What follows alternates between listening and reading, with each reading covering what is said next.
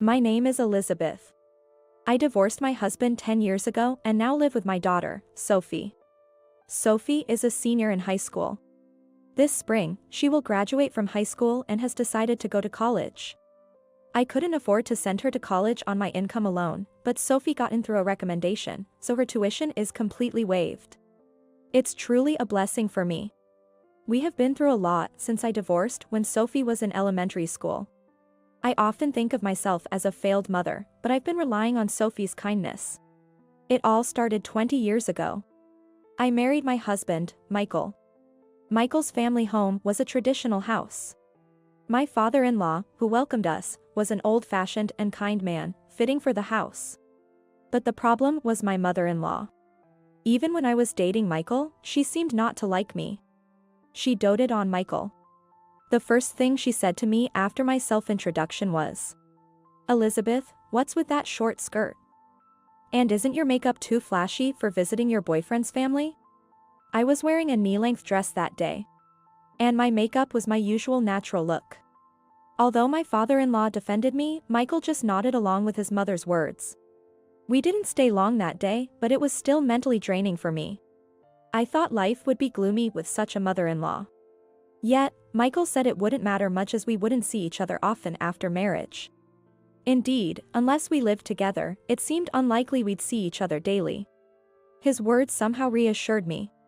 My indecisiveness swayed my life choices.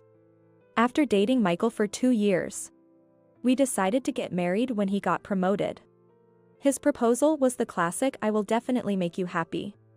To me, it was a delightful and ideal proposal. Of course, if he had lived up to his words. But married life with Michael was far from ideal. Initially, he wanted me to quit my job and be a homemaker, but as soon as I quit, he started saying terrible things. Must be nice being a housewife without a job. No kids and still not working, what a luxury. Being timid, I couldn't talk back. When I considered part-time work, he accused me again. Looking for a part-time job to find a lover, huh? I was confused about what to do. Then I became pregnant and had our daughter without ever working. I'll never forget what my mother-in-law said when she visited the hospital. "Having a girl, what about the family heir?" I remember my father-in-law quietly getting angry at her words. "My husband has a brother, so he could be the heir," she sarcastically remarked. I thought then it would be fine if our relationship ended. But reality was harsh. About 6 months after my daughter was born, an incident occurred. My mother-in-law had an affair, and my father-in-law was furious, demanding a divorce. Their home was about a 2-hour drive away, so we didn't meet often and I didn't know the details. But it was true she had an affair, and as a result, my father-in-law decided to divorce her. My mother-in-law came to our house crying. It was honestly a nuisance, as Sophie, my daughter, was still young. Yet, Michael allowed her to stay with us, saying it would be fine for a while. Michael, who was doted on by her, sided with his mother over his father, always believing she was right. I expressed my concerns about living together to Michael, but he gently told me, "Sophie is young, and it must be hard for you, Elizabeth. Wouldn't it be less of a burden if Mom stayed? Besides, it's just until she finds a place to live." I wasn't convinced, but decided to endure it. However, my mother-in-law would call me away without hesitation even when I was taking care of Sophie.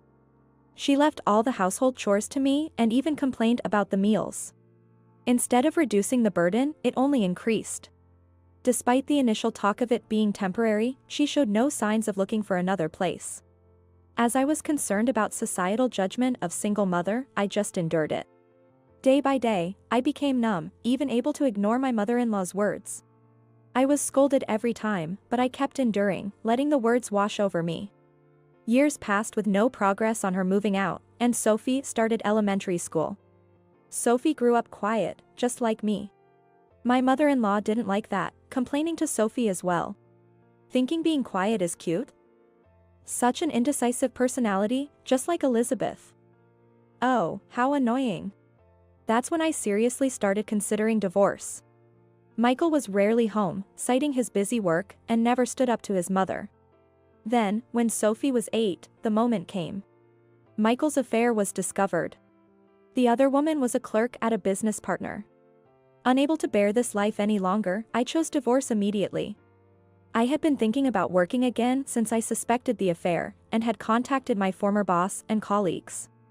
Luckily, my former boss, who had started his own business, offered me a job, so Sophie and I could manage on our own.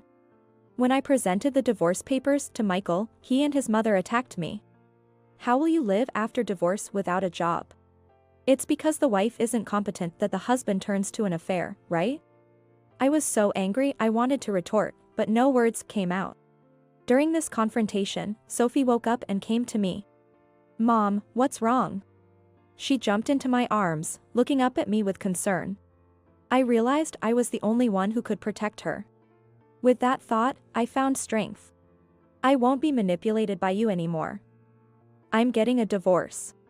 I said that, loaded our prepared bags and Sophie into the car, and left the house. Later, with a lawyer's help, I filed for alimony and child support, and the divorce was finalized. Of course, I also claimed compensation from the other woman. There was a brief relief when she paid the compensation. But Michael only paid alimony and child support once. I tried contacting him for the payments. I've moved and it's hard to live alone now. Just wait a bit. I naively waited. Upon further research, I found out that only 24% of single-mother households actually receive child support. Additionally, even among those who initially received child support, the percentage of single-mother households that eventually stop receiving payments due to discontinuation is as high as 15%. In other words, 3 out of 4 single mothers are not receiving child support, a seriously critical situation. I never realized this until I was in that position. Busy with work and Sophie's school, I had no time to think about it, just struggling to survive. Sophie, being a child of a single mother, was bullied at school, and I was desperate to protect her. 10 years have passed since those days. When Sophie was about to graduate from high school, Michael and my mother-in-law suddenly visited. I was shocked and speechless, wondering how they found our place. But I couldn't afford to lose this battle. "What do you want?" Michael, without any sense of guilt, replied. "Mom says we need an heir, so can you return our daughter?" His words made my blood boil. Return her? Sophie isn't an object. Besides, someone who doesn't pay child support has no right to see her. Isn't Sophie 18 now? Are you still treating her like a child? As Michael spouted incomprehensible things, my mother-in-law started saying something even more absurd. "Sophie would have an easier life living with us than with you. We'll come to pick her up tomorrow, so be ready," she said. Wait a minute. What do you mean by heir? Since Michael isn't remarrying, we're worried about the future. It would be troublesome if something happened to me.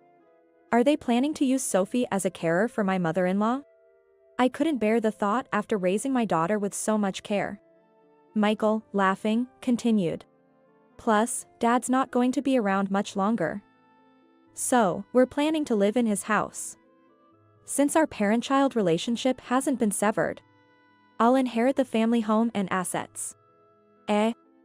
Despite the affair and divorce? You're returning to your father's house? My exclamation enraged my mother-in-law. Don't dig up something that happened years ago. As I realized I had unintentionally hit a nerve, Sophie returned from school. Seeing her, Michael rushed over. Sophie. It's your dad. You've grown so much. My mother-in-law followed suit. Starting tomorrow, you'll live with your dad and grandma. Sophie, initially puzzled, then burst into laughter. Huh? Grandma, are you okay, in the head? Have you gone senile? Her response angered my mother-in-law even more. What a way to talk. Elizabeth, how did you raise her? As my mother-in-law tried to grab me, Sophie stepped in. She brushed off my mother-in-law's hand and assumed a judo throw position. Alarmed, I raised my voice. Sophie, wait. Sophie paused, looking startled, and released her hold on my mother-in-law. After Michael and I divorced, Sophie became a target of bullying. One day, she suddenly expressed a desire to learn judo. It seemed abrupt, so I asked her why. She told me someone who practiced judo had protected her from bullies on her way home from school. Watching from afar, she thought becoming strong in judo would make her fearless against the bullies. I wanted to fulfill my daughter's wish, so I let her take judo lessons. Sophie improved rapidly. Her quiet personality transformed, becoming more assertive and better at socializing. Now, she's like a different person, strong and confident. In high school, she even competed in national competitions, earning her a college recommendation for judo. Michael and my mother-in-law were visibly shaken by Sophie's transformation. "So, what do you want from me?" Intimidated by Sophie's presence, Michael and my mother-in-law left hastily. After I explained everything, Sophie sighed deeply, then looked serious. "Can we visit Grandpa?" We hadn't been in touch with my father-in-law since the divorce, even though he had always been kind to us. The following weekend, I took Sophie to visit her grandfather. My father-in-law, who welcomed us, looked healthier than the stories we had heard suggested. After explaining the situation to him, he sighed deeply. "I'm sorry for all the trouble I've caused you and Sophie." Even after the divorce, he apologized. It turned out that Michael's assumption about his father's health was premature, and Sophie and I were relieved. Then, unexpected visitors arrived. "Why are you two here?" It was my mother-in-law and Michael. I responded firmly. "I brought Sophie to see her grandfather because she wanted to visit him. You, having been divorced, shouldn't have any business here, right?" My father-in-law also raised his voice. "Elizabeth is right. Get out of here. Michael, I've severed ties with you as a son. And don't you dare come back. I won't leave a penny of my estate to either of you." Sophie delivered the final blow to the agitated pair. "I tend to throw people around when I'm angry. Are you sure you want to stay?" Hearing this, Michael and my mother-in-law froze. "Don't ever show your faces here again." My words sent them fleeing. After that, Sophie and her grandfather rekindled their relationship. About once a month, Sophie and I would visit him, and he's still healthy. Thanks to my father-in-law's help, we got a lawyer and demanded the unpaid alimony and child support from Michael. To our surprise, he paid everything in one lump sum. Furthermore, through the lawyer, we arranged an agreement that Michael and my mother-in-law would never approach us again. Michael and my mother-in-law ended up penniless, both working day and night. I feel joyful supporting Sophie, who is thriving in judo at college. Supported by various people, we mother and daughter have found happiness. I hope for even more happiness for Sophie.